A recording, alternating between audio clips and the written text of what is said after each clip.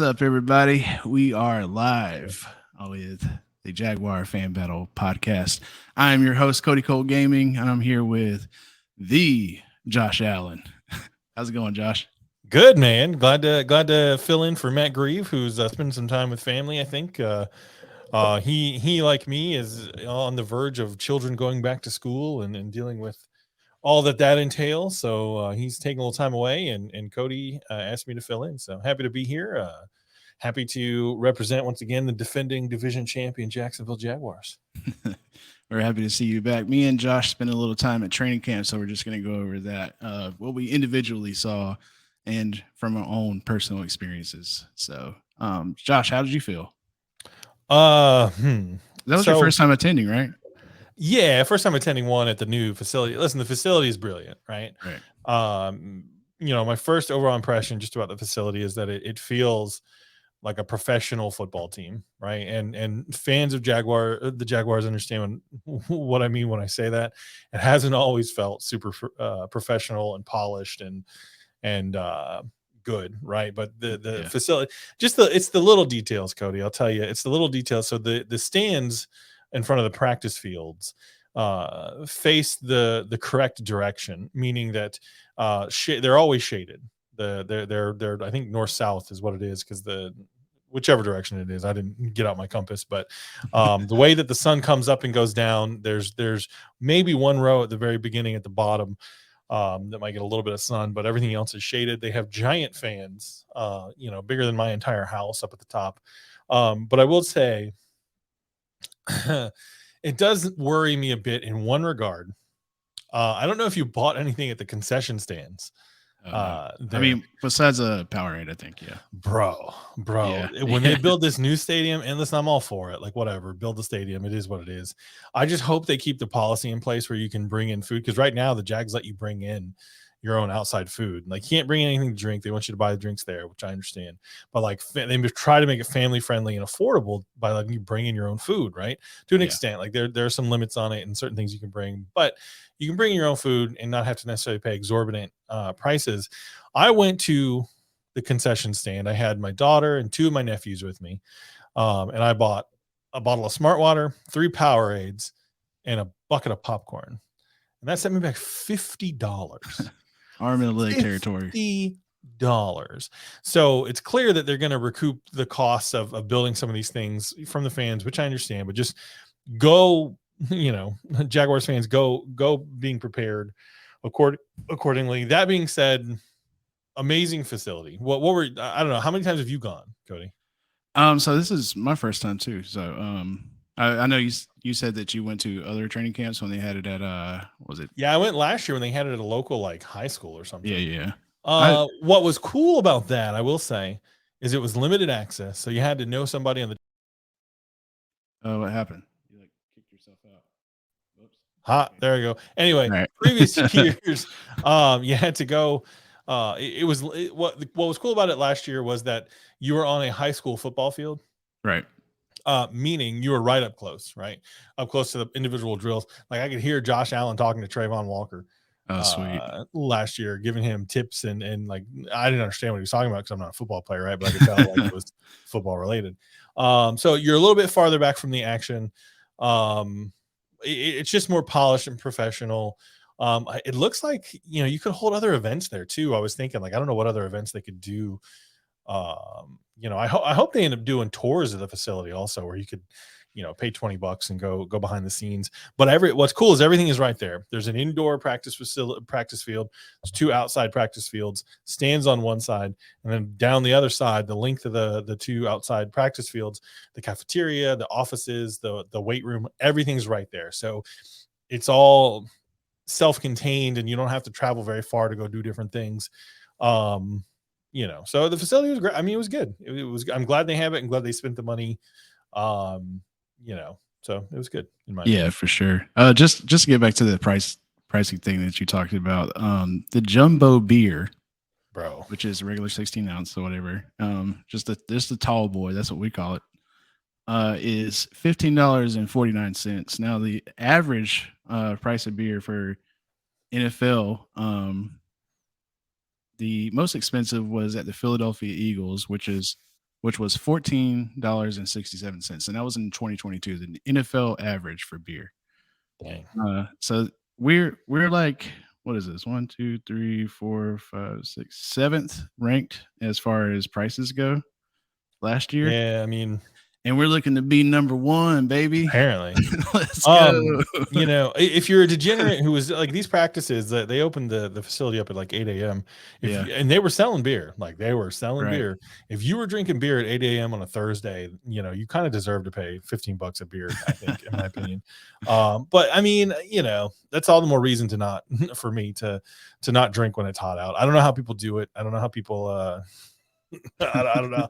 I don't know how people get like, especially in the Florida heat. Like, I don't understand how people survive that when they do it. But God bless them, I guess. So, they had a dollar beer night at like Jumbo Shrimp games, or whatever. And yeah, bro, they had to get rid of it because people were stupid, man. People were just dumb. So, but give people from Duval County access to dollar beers, walking up and down concrete stairs at a baseball stadium. You can imagine the sort of injuries that ensued. So the breakfast burger there, I wanted to talk about that too. This What? thing had a fried egg, hash brown, bacon, jam. It's a JAW or JAM or JAW bacon jaw, maybe, I don't know. American cheese, burger sauce, right? And it's $16.99. No, I mean, that not sounds kind of good. I Yeah. give them credit for having actual breakfast food out and available too. That was Right. sort of interesting because the Jags the Jags don't run the concessions in the stadium, and it feels like maybe they actually had some input into the concessions that are right there in that practice facility. I don't know what the jurisdiction is as far as if the city of Jacksonville hired a company to run the concessions in the stadium. I don't know if that company also runs the concessions for the practice facility. If they do, then they step their game up because it felt considerably better than what we were getting in the stadium last year.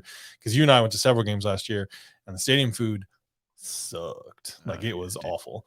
And no idiot Colt fans that I know are going to comment on this and other people. It's not because they had rat burgers. Just the actual food was just not good. And that's the thing. If you're going to charge a premium price, it better be premium quality, in my opinion. But for whatever. sure. Yeah, man. It was I don't know. Like, you were talking, I mean, you were saying that, like, you don't understand how people drink beer like out in the hot weather. I couldn't eat that breakfast burger out there, dude. Oh, I could. Yeah, man. You know, I'm not a degenerate drinker, but I am a degenerate eater for sure. Bro, yeah, I could have. I saw that on the menu and I was like, I could do that. But I didn't because I had 3 children with me who were also going to want expensive food. So I was like, you know, we'll just wait till we get to Chick-fil-A later. And that's what we did. So yeah, for sure. All right, let's talk about the things that people probably actually care about, which is the actual team. So yeah, I wanted to say this, whatever. Did you? I mean, how early did you get there? Like, I looked back and noticed you kind of late, like 8:15ish. So we got there before the practice actually started. By the time I got out there, the only people that were out in the field were Josh Allen and Chad Muma doing some sort of warm-ups or something. Coaches were out there setting up the stuff for the individual drills and things like that. So the first person I noticed was Evan Ingram at the far side of the field. Yes, he was way under the far goalposts out there. I mean, it was shaded right there, whatever. But he was just doing like drills by himself, which I thought was really cool because going from is he going to play here? Like, I mean, with the franchise tag thing and all, like, I mean, he would have regardless, but like, he said he wants to be here and this is home and stuff like that. So he's trying to get in his time in training camp that he's missed and stuff. So I thought that was really cool just to see him out there, whatever, trying to, get those reps in. Yeah, it was neat to see him. He looked crisp. Calvin Ridley, he didn't practice either the day before or a couple days before.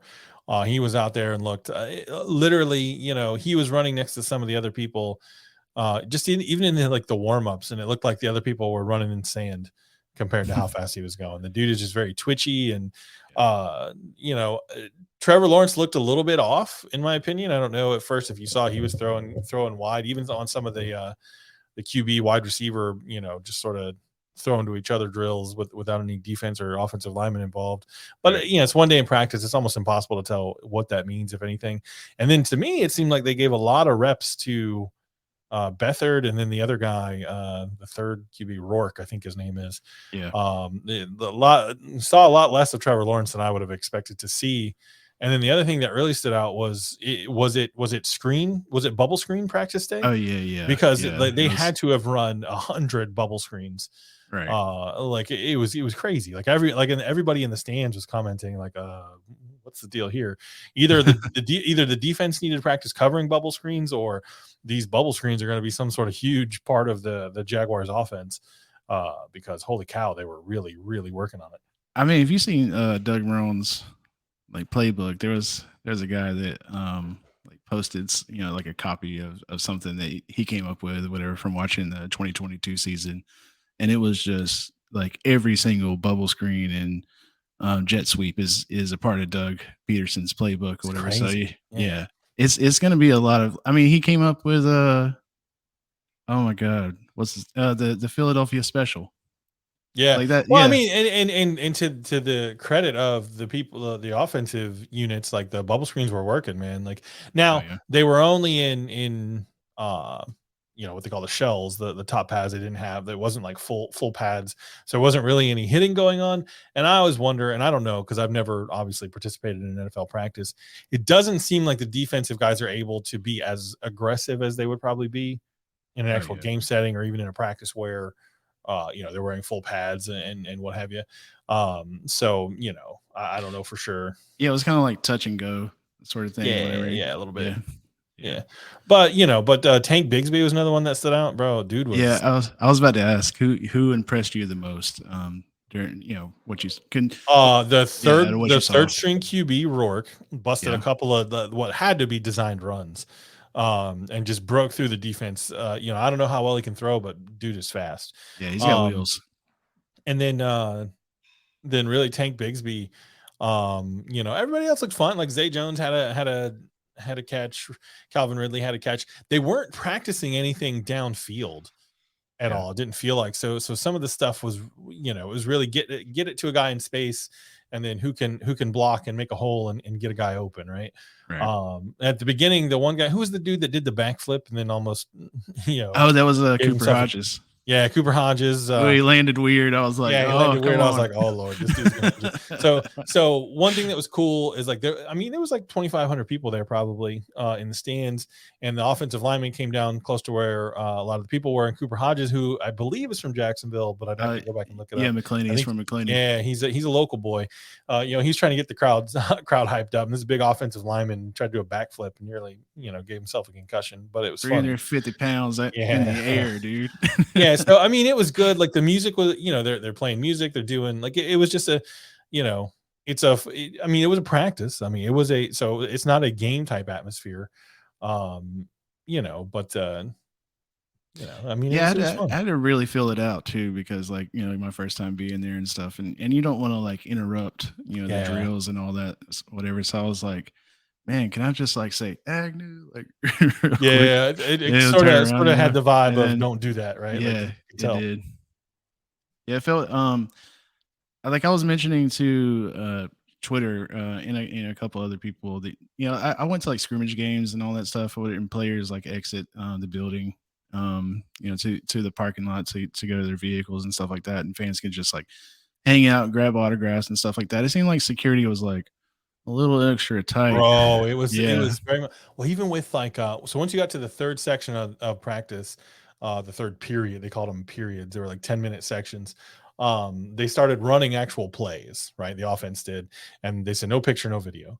Yeah. There was one guy who had his phone up and he was trying to zoom in to see the number of a player who was kind of face sideways. And boy, those people that worked there were all over like, sir, you got to put your phone down. We're gonna ask you to leave. You take any videos? And he's like, I'm not taking videos. I'm trying to figure out who that is. And then another guy, as I was leaving, because I left a little early because my kids, my daughter, my nephews, like, they're young, so they got a little restless. Once my nephew realized it wasn't like a game and nothing super exciting was going to happen, he's like, can we go now? So we left, and as we were leaving, there was a guy that was watching a video on his phone of some other. It didn't look like it was. I couldn't really tell because I was walking by, but it didn't look like it was a video he had taken. And they're like, "Sir, did you take that video here? Like, yeah, you got to delete that." And he was like, "It's not a video I took here." So they were very on. And like you couldn't stand down front because you come from the bottom and then up to the top to the seats, and like you couldn't stand there and watch it all. Like they definitely, it felt very like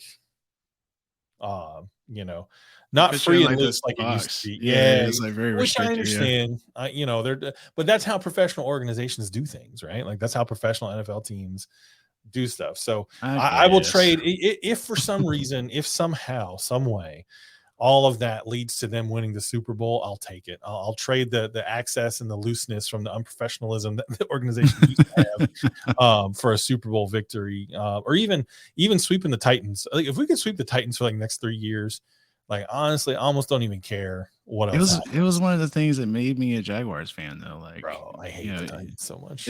yeah, but like just being the players being super accessible, like talking to Josh Scobie, getting the glove from Papa's Leslie, like stuff There's like still that going to was be like opportunities for that that. was like my first NFL experience, and it was like it was like the players are like right there, just like me and you, whatever, just hanging out and stuff. And now it's like if I see Trevor Lawrence, it's gonna be like a star-studded kind of thing. You know what I mean? I've told you my story about Jalen Ramsey, right? For that um, Buffalo playoff game. I'm not sure. Um, Yeah, go so ahead. so if you've been to the Jack Stadium, you know that there's a concert venue on the on the side of it called Daly's Place. And you can sort of hang out in there. They have a band playing usually, and they're playing like the other NFL games that are happening, or Red Zone Channel sometimes. Well, it's just a place where people sort of hang out, they eat food, they drink beer before they go to their seats before things pop off. And Jalen Ramsey was just walking around in the crowd, bro. Like before that Buffalo playoff game that they won, where he ended up Oh sealing the yeah, deal with the interception, the dude was just hanging out in the crowd, high fiving people. I mean, and people were being cool about it too. Nobody was like really freaking out and like drawing attention to it because you could tell that like if it caused a disturbance, he was probably not going to hang out there long. But right. he was out there. But like, bro, when they used to go from inside the stadium over to those practice fields, because the practice fields are the same spot they've always been. They've just built up a bunch of nice facilities around them. There was one time where I won a ticket from work. And I wanted to go with somebody else. So I called the Jags. It's like, hey, I have this ticket. Can I trade this ticket for one of equal value that has a seat next to it that I can buy? Right. And they're like, yes, but you have to come in person. This was long before, they did everything, via apps on your phone. So I Yeah. go down there. I didn't even realize it was the day the team was practicing. And I get my ticket.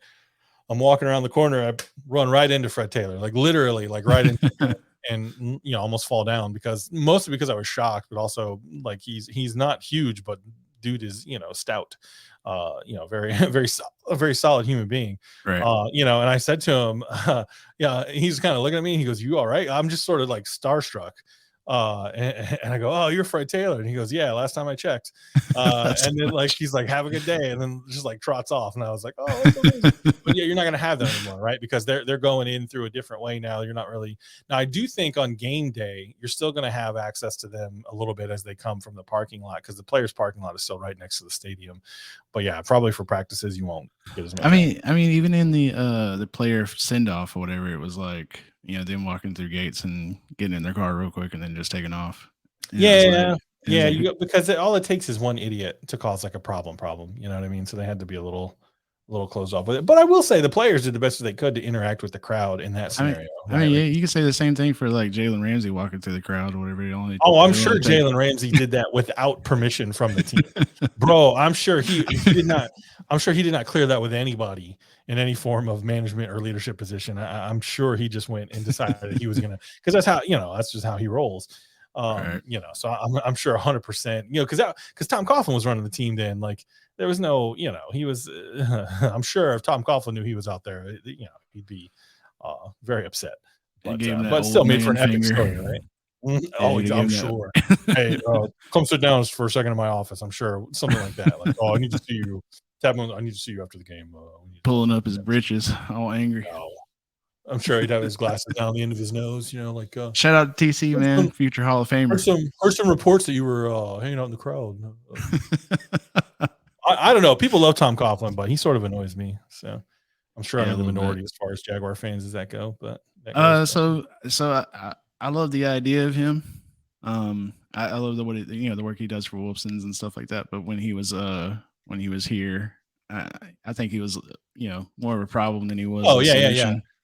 Tom Coughlin, the human being, wonderful man, wonderful. Yeah. Does many wonderful things. But Tom Coughlin, the GM / coach, I think like there's the culture of the league, and the game sort of passed him by a little bit in that second tenure with Jags. First tenure with Jacksonville, did amazing. Exactly what the team, the franchise, the organization needed at the time.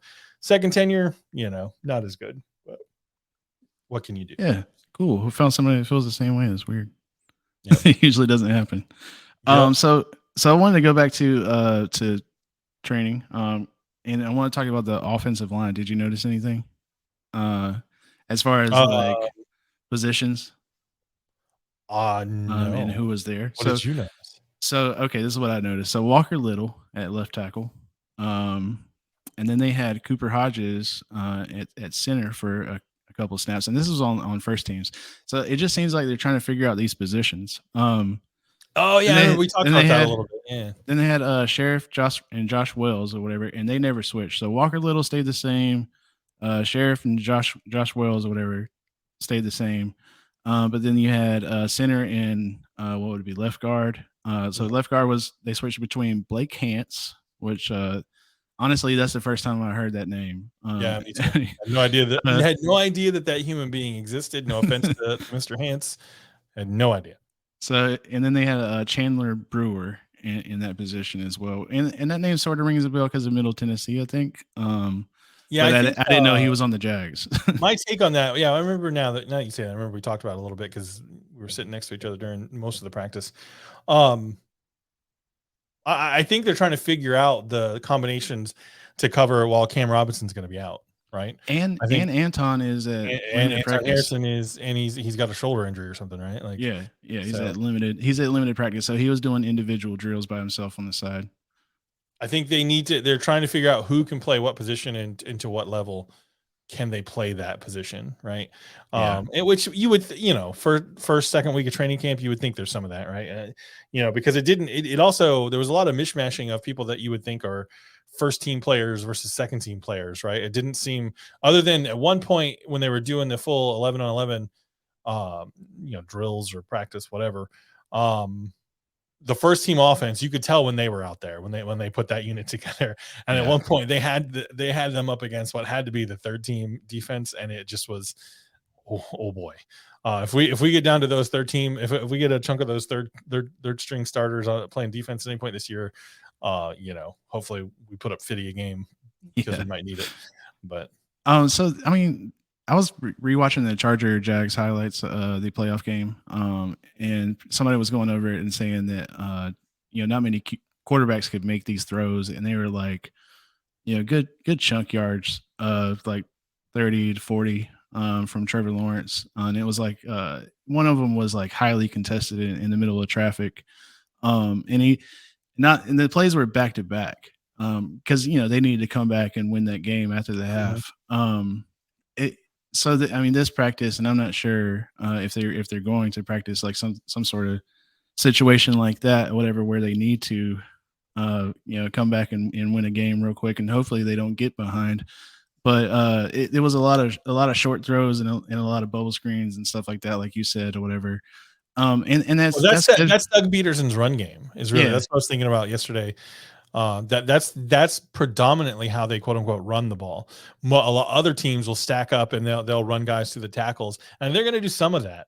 But we've seen that Doug Peterson sort of passes to set up the run. So I think that's where, anyway. But I cut you off. I think that's where some of those. Sorry, bud. No, it's fine.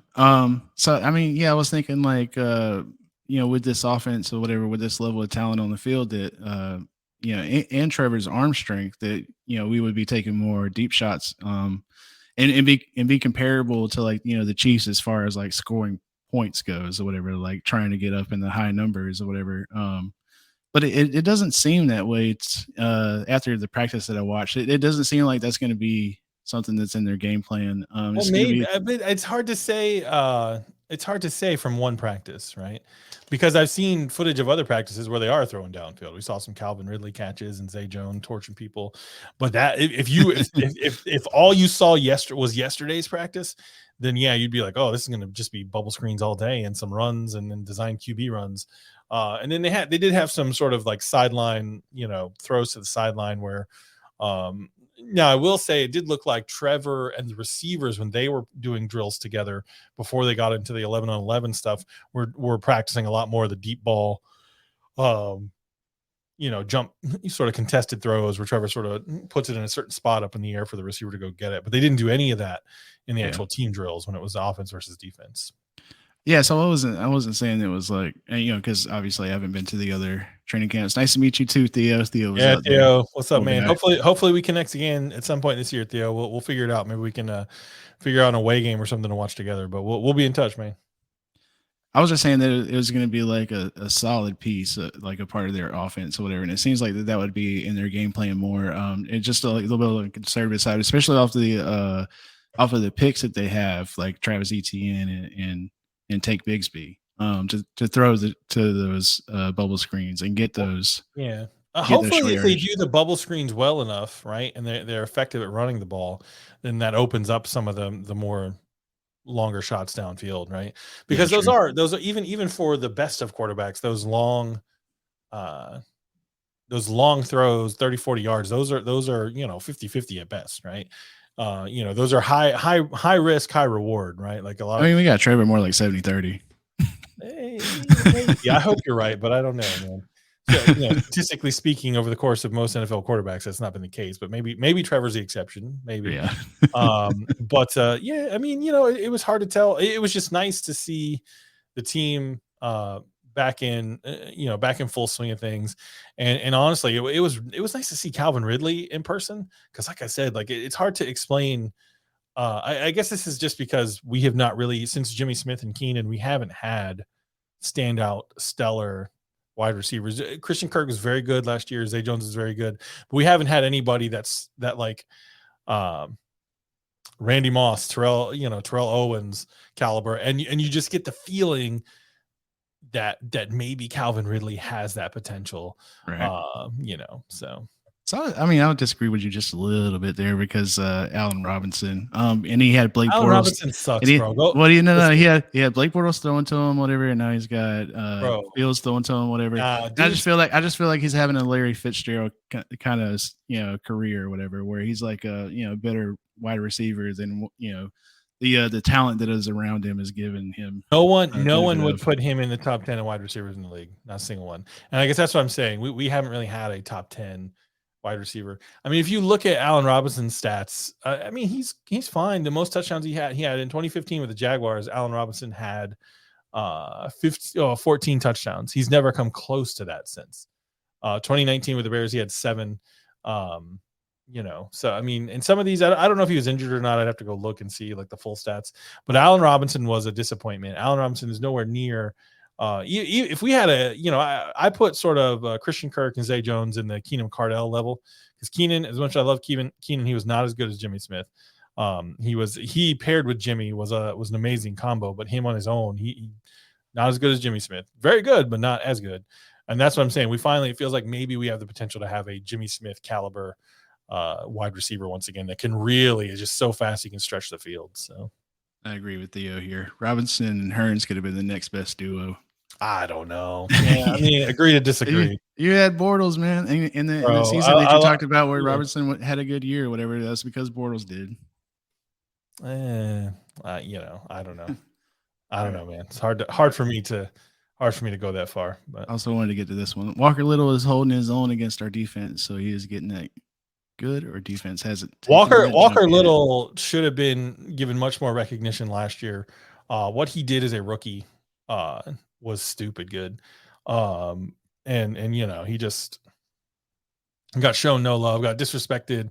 No Pro Bowl recognition at all, nothing, man. Like the dude was out there. He was a stalwart in the offensive line last year and got no respect. So hopefully he keeps it up. What was that word? Stalwart, man. Like he was just he was an unassailable monolith of protection for his quarterback. He was a wall. He was the Great Wall of Jacksonville, is what Walker was last year. Somebody owns a dictionary, right? I mean to brag, but I have several. So Gabriel Ruiz says forward pass. I don't even know what that means. It's funny how like Titans fans only mention that one game, even though we beat them twice. I mean, if you really wanted to get into the playoffs, I mean, you got to win something. You know what I mean? Yeah, I don't know. They had plenty of opportunity. They literally had 7 opportunities to win one game and take the division, and they couldn't do it. I don't know what to tell you. Yeah. You know, How many forward passes were in those 7 games, dude?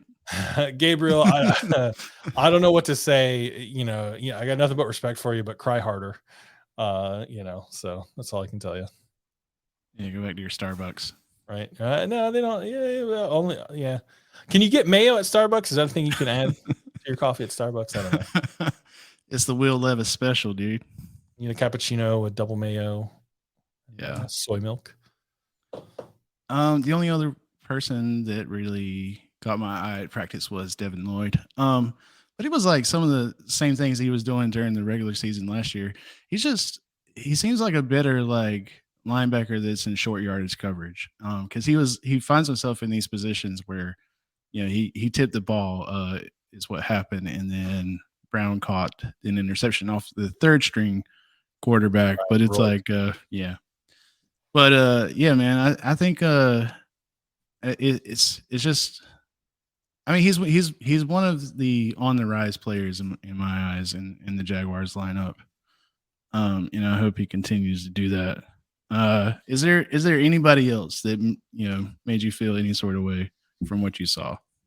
I tell you, the defensive line was completely unimpressive as far as pass rush is concerned. Like they were getting, it looked just like the tail end of last year with not a whole lot of pressure. And it was weird because Josh Allen was not in a lot of the snaps. At least I didn't stay for the whole thing because, like I said, the kiddos I was with got restless. But I was there for a good chunk of it. I felt like, and he wasn't in for, and I don't think he was injured. It felt like a practice where they were really feeling out the second, third, fourth string guys to see, all right, fellas, what can you do? Like what, we put you in these situations. How do you react to it? So, the kicker, who's the kicker that kept missing? McManus. Yeah. McManus. Bro was pulling him left. Had it been 5, 6, 7 kicks, he was just pulling them left. Just couldn't get to the uprights, and there was no wind. Like there was no excuse. I mean, he had a rough day. So, but I mean, it was. He took his helmet off or whatever and said some colorful language. You could tell. Yeah, you could tell he was upset. Yeah. Theo brings up a interesting name here, Cisco. Cisco was disrespected too by Herb. He refused to play him. I think Cisco has an outstanding year. Well, I mean, Urban Meyer's a moron, right? We've established that. I don't know if you saw there was I just wanted to bring this up real quick, or whatever, because I saw Cisco catching punts and kicks. So yeah, they had him and Agnew and a couple other guys back there. Again, it felt like a practice where they were seeing who could do what, right? Testing people's abilities outside of what they're normally doing. Oh, I will say today, if you follow Mia O'Brien, the local reporter from 1010XL, please do. On Twitter, you should go and see. She retweeted a part of an article that a guy wrote, and I don't know what publication he's publishing on Substack. He wrote about Urban Meyer and just how bad it was. Apparently, after the team lost, forget who they lost to Seattle that year, that Urban Meyer was coaching, like 31-7 or 31-3, and the defense had sort of a come to Jesus meeting.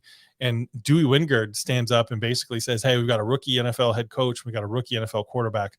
We as a defense have got to do better. Like we've got to help bail them out of games and keep the team in games."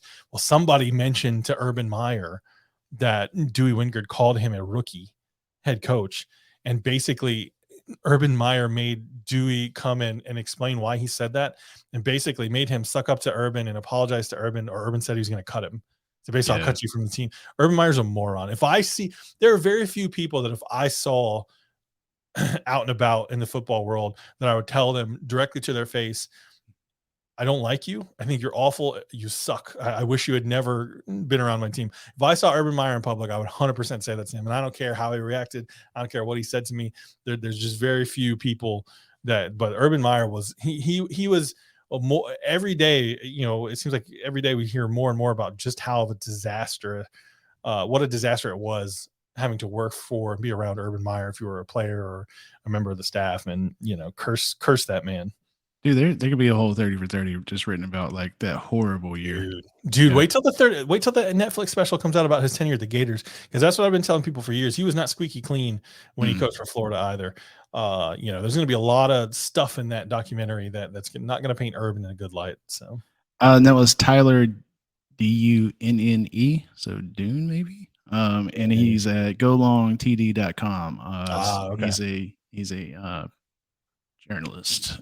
Yeah, so he wrote the article. Yeah, check it out. Yeah, it was an interesting read for sure. Oh, It we should got reach out to him, Cody, and get him on the show. yeah, that'd be a good idea. Let's see. It took forever to put Williams outside where he thrives, and they didn't see all Devin Lloyd sacks. Says edge in college, now in camp they got him blitzing.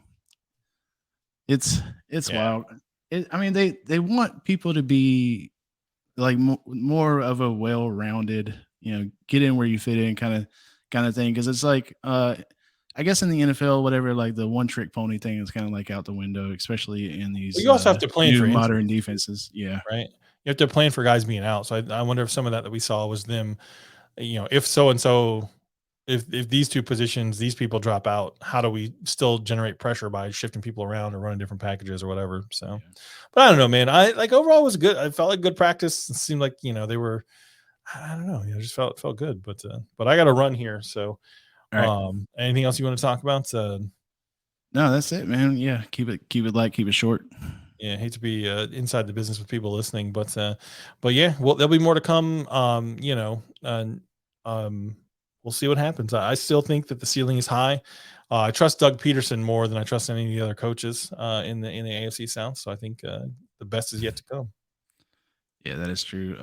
Yeah, it feels like saying there's a potential Super Bowl season coming up for the Jacksonville Jaguars isn't a far off fetch. Yeah, to me, it feels like we're jinxing it. You're not going to hear me say those words. I think they're a very good football team, and if they play their best football, then who knows what could happen. But you're not going to hear me say like they're going to the Super Bowl or going to win the Super Bowl, because I just feel like that's bad juju. Right, they're going to the Super Bowl. They're winning the Super Bowl, and Jacks by I'm gonna 50. be there. I'm gonna be there at the parade. Jacks by 50, baby. Let's go. That's right. All right, folks. All right. See ya. Yeah, y'all have a good one. Josh, you take care. Yep. See you next time. Don't forget, follow, Sam. Follow Jack's Fan Battle at Twitter, at Facebook, and at YouTube, and at Fan Battle Sports at Twitter and YouTube and Facebook as well. I'm Cody Cole Gaming, and this is Josh Gives Up. Oh, yeah, that's me. Josh Gives Up. Also, Sam, go Jags, and Sam loves Jalen Ramsey.